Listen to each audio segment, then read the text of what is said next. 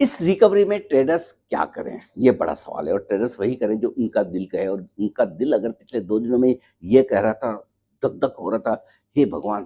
कहीं 22,000 तक तो नहीं गिर जाएँगे, और तो नहीं टूटेगा, 18,000 तो नहीं आ जाएगा, 20,000 तो नहीं आ जाएगा। अगर ऐसे भाव आपके मन में भी आएँ, तो अपनी फँसी हुई पोज़ीशन से ऊपरी लेवल पर निकलने की कोशिश करें।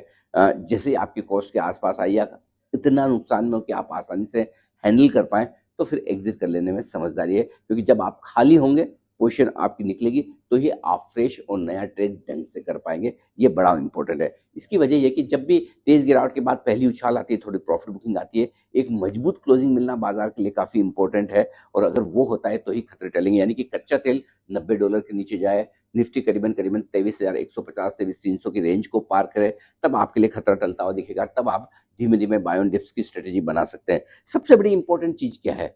2 चीजें ट्रेडर्स को ध्यान में रखनी, क्योंकि अभी कोई लेवल और कोई भी डायरेक्शन इस हिसाब से काम नहीं आता।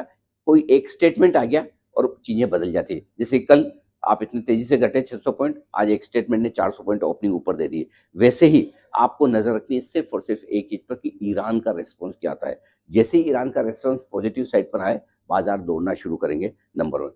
दूसरा, एफआईज क्या करते हैं, क्योंकि हर अच्छी या बुरी खबर पर एफआईज लगातार बेच रहे हैं। तो एफआईज की खरीदारी बिकवाली के आंकड़ों को भी जोर से देखना है कि आज शॉर्ट कवरिंग करते हैं, बेचना रोकते हैं, या फ्रेश खरीदारी करते हैं। ये बाजार की दिशा दशा आगे आने वाले कुछ दिनों के लिए तय करेगा। तो यानी कि आज 9:15 बजे आप कहाँ खुले, वो इम्पोर्टेंट नहीं है। इम्पोर्टेंट ये है कि निफ्टी वीकली एक्सपायरी के दिन आप 3:30 बजे कहाँ बंद होते हैं। और इसलिए अभी भी खतरा दोनों तरफ का बाकी है ट्रेडर्स के लिए, तेजी वालों के लिए भी, मंदी वालों के लिए भी, गैप अप ओपनिंग का भी और इंट्राडे वोलेटिलिटी का भी। इसलिए पोजीशंस कम रखें, बिल्कुल कम, ओवरनाइट बिल्कुल भी न रखें। मार्केट को थोड़ा आराम से सेटल होने दें।